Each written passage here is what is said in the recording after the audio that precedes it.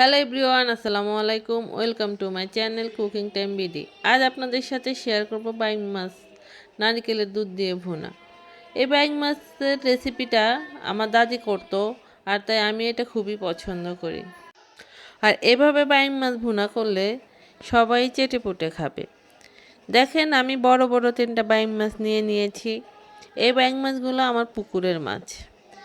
এই বাইং মাছগুলোকে আমি এখন উপরের চামড়াটা ফেলে ছিলে নেব। দেখেন, আমি উপরের চামড়াটা ফেলে বাইং মাছগুলোকে ছিলে নিয়েছি।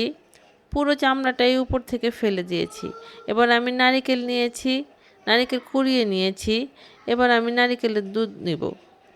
দেখেন, এবার আমি বাইং মাছটাকে কুটে ভালো করে ধুয়ে নিয়েছি নারকেলের দুধ।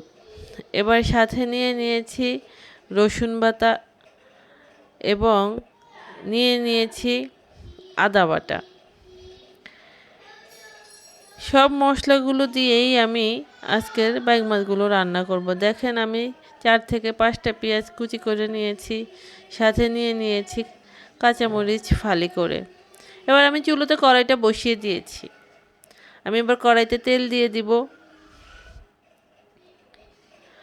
যেহেতু নারকেলের দুধ দিয়ে রান্না করব, আমি মিডিয়াম তেল দিব, খুব বেশিও দিব না, আবার একেবারে কমও দিব না। এবার আমি পেঁয়াজ কুচিগুলো দিয়ে দিলাম, সাথে দিয়ে দিলাম ফালি করা কাঁচামরিচগুলো। এবার আমি একটু ভালো করে নেড়ে চেটে নিচ্ছি। অনেকেই বাইম মাছ এভাবে চামড়া ফেলে রান্না করেন না, চামড়া সহই রান্না করেন। কিন্তু আমি যখনই নারকেলের দুধ দিয়ে রান্না করি, সবসময় এভাবে চামড়াটা ফেলে দিই। দিয়ে দিলাম লবণ দিয়ে এবার আমি ভালো করে নেড়ে চেড়ে নিচ্ছি। ভালো করে নেড়ে চেড়ে আমি সব মশলাগুলো দিয়ে দিব। দেখেন, এভাবেই আমি ভালো করে নেড়ে চেড়ে নিচ্ছি। একটু ভালো করে নেড়ে চেড়ে কিছুক্ষণ চুলায় এভাবে রেখে পেঁয়াজগুলোকে সিদ্ধ করা পর্যন্ত রেখে দিব। পেঁয়াজগুলোকে এভাবে নেড়ে চেড়ে কিছুক্ষণ পর পর নিব, যাতে কোনোভাবে পুড়ে না যায়। এবার আমি এর সাথে দিয়ে দিব আদা বাটা, দিয়ে দিব রসুন বাটা। আমি রসুন বাটা দিয়ে দিলাম। দিয়ে এবার আমি ভালো করে নেড়ে চেড়ে নিয়েছি। এবার আমি আবার আদা বাটা দিয়ে দিয়েছি। আদা বাটা দিয়ে আমি আবার একটু নেড়ে চেড়ে এর সাথে আমি এবার দিয়ে দিব জিরা বাটা।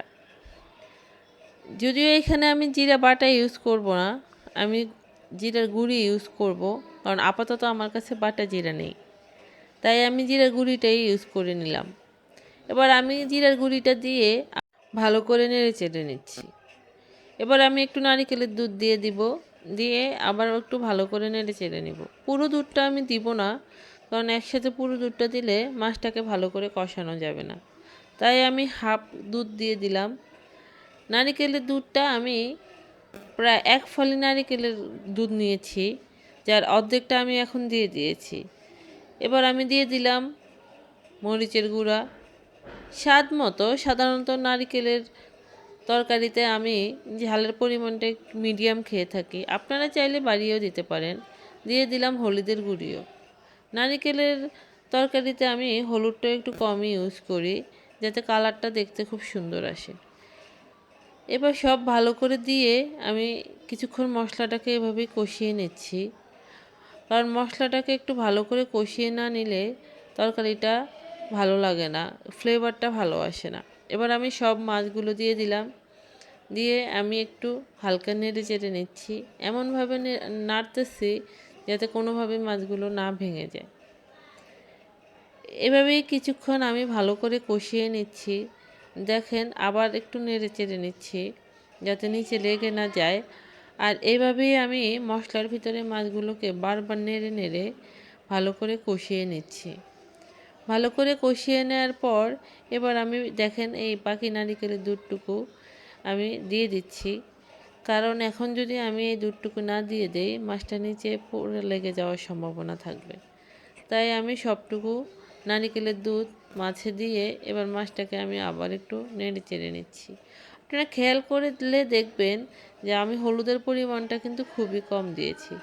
এবার আমি ঢাকনা দিয়ে ঢেকে দেওয়ার পরে ঢাকনাটা আবার তুললাম, তুলে আমি আবার একটু নেড়ে চেড়ে নিলাম। এভাবেই 10 থেকে 15 মিনিট আমি মাছটাকে ভালো করে রান্না করে নিব। আর কিছুক্ষণ পর পরই হালকা করে একটু নেড়ে দিব। আর নারিকেলের তরকারিটার নিচে একটু বেশি লেগে যাওয়ার সম্ভাবনা থাকে। দেখেন আমি আবারও ঢাকনা দিয়ে ঢেকে দিয়েছি এবং ঢাকনাটা তুলে নিয়েছি। হয়ে গেল আমাদের বাইং মাছ নারিকেলের দুধ দিয়ে রান্না। এবার পরিবেশনের পালা।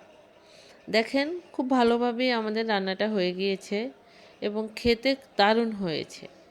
আপনারা যারা কখনো কোনো দিন বাইং মাছ খান নাই, একবার হলো এভাবে রেসিপিটা ট্রাই করে দেখবেন।